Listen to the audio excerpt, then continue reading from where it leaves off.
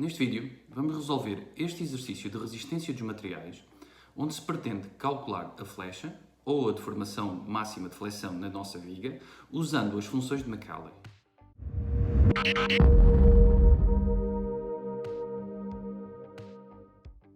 Olá, o meu nome é Luís Ferreira. De forma a representar a carga ou o momento fletor numa viga numa única expressão e facilitar a análise estrutural de forma significativa, vamos utilizar as funções de Macaulay para resolver este exercício. As funções de Macaulay podem ser escritas nesta forma, onde x representa a coordenada da posição do ponto ao longo da viga e a localização na viga onde ocorre a descontinuidade.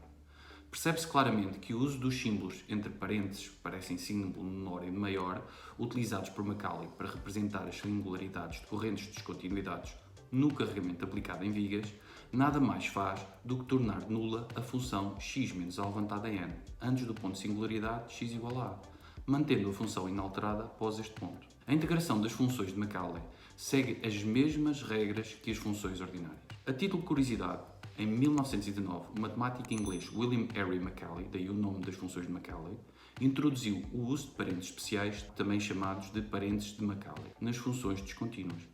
Macaulay usou este tipo de parênteses para identificar as funções, só mais tarde se começou a utilizar os parênteses que utilizamos atualmente e que se parecem ao sinal de menor e maior. Vamos então resolver o nosso exercício. Pretendemos neste exercício calcular a flecha ou deformação máxima na nossa viga que pode ocorrer num ponto C ou D.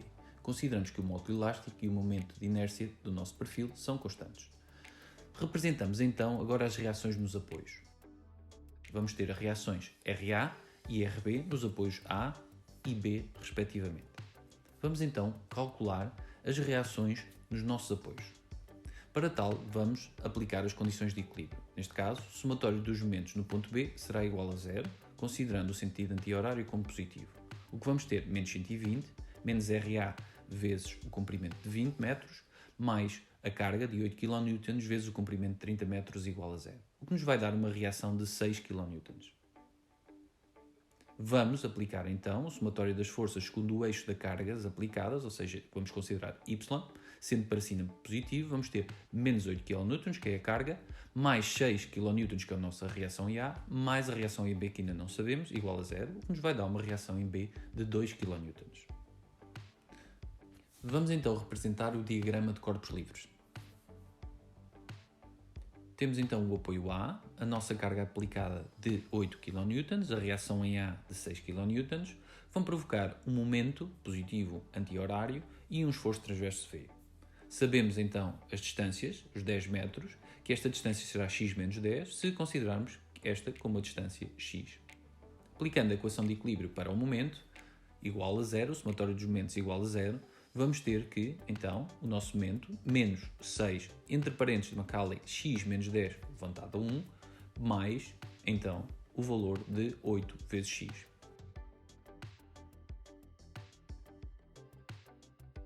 O nosso momento será menos 8x mais 6, entre parênteses x menos 10 levantado a 1. Será esta então a nossa equação do momento que vamos utilizar na integração da elástica. Substituindo então o nosso m na nossa equação e sabendo então que temos que menos 8x mais 6 e entre parênteses de Macaulay x menos 10 levantado a 1, sendo estes os parênteses de Macaulay, temos de saber que vamos integrar tratando os parênteses como uma variável. Temos então a primeira integração, dv dx, que nos vai dar a nossa rotação, ou seja, vai ser menos 4x ao quadrado, mais 3 entre parênteses de Macaulay, x menos 10 levantado a 2 ao quadrado, ou seja, mais a nossa constante de integração, C1.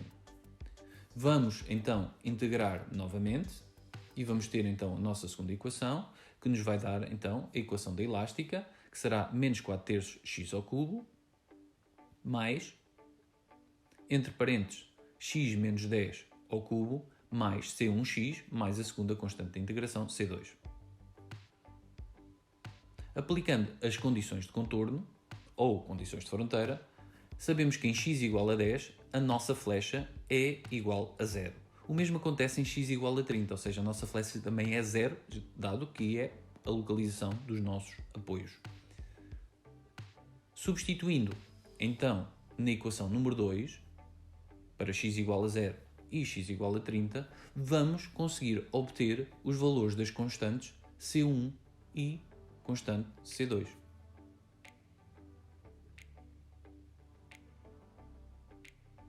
Ou seja, C1 vai ser igual a 1333 e C2 será igual a menos 12.000. Substituímos estes valores em 1 e 2. Vamos ter então a nossa equação número 3, que nos vai dar menos 4x ao quadrado mais 3, entre parênteses de Macaulay, x menos 10 ao quadrado mais 1333. E teremos então a nossa quarta equação, já substituindo os valores de C1 e C2, que vai ser menos 4 terços de x ao cubo, mais, entre parênteses, x menos 10 ao cubo, mais 1333x menos 12.000. Uma vez que já temos as quatro equações, podemos calcular o deslocamento no ponto C. Sabemos que no ponto C a coordenada é x igual a 0, então substituindo na equação 4,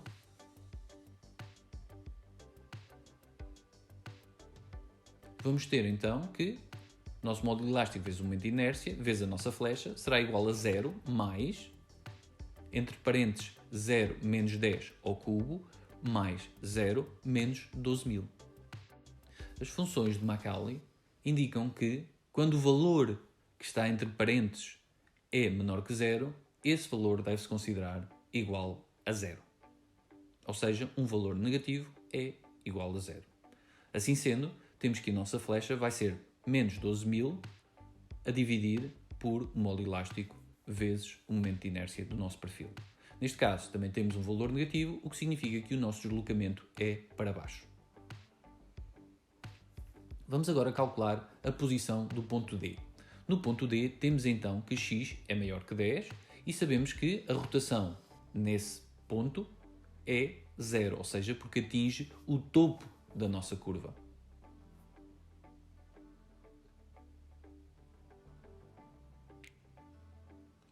Substituindo na equação número 3, vamos ter então que 0 vai ser igual a menos 4 e a posição de x no ponto D ao quadrado, mais 3 entre parênteses xd menos 10, levantado ao quadrado, mais 1333. Daqui, e resolvendo esta equação e assumindo apenas os valores positivos da solução desta equação, temos que xd vai ser igual a 20,3 metros.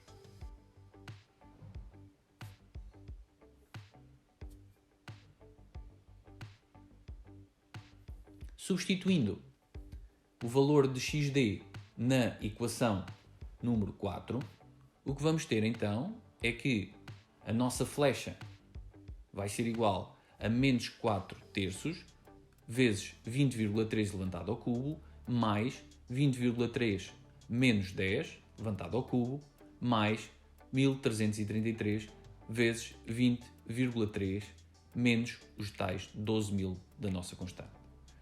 O que nos vai dar que a nossa flecha VD vai ser 5.006 a dividir pelo módulo elástico vezes o momento de inércia. Neste caso, o valor é positivo, significa que o nosso deslocamento é para cima.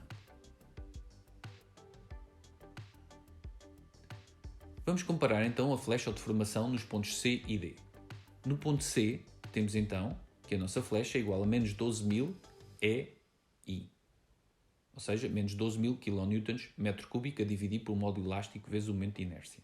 E no ponto T, vamos ter que a nossa flecha vai ser 5.006 kN vezes metro cúbico a dividir pelo módulo elástico vezes o momento de inércia do nosso perfil. Sendo que E e I são constantes, neste caso, é óbvio que a nossa flecha máxima ocorre no ponto C. E assim concluímos a resolução do nosso exercício.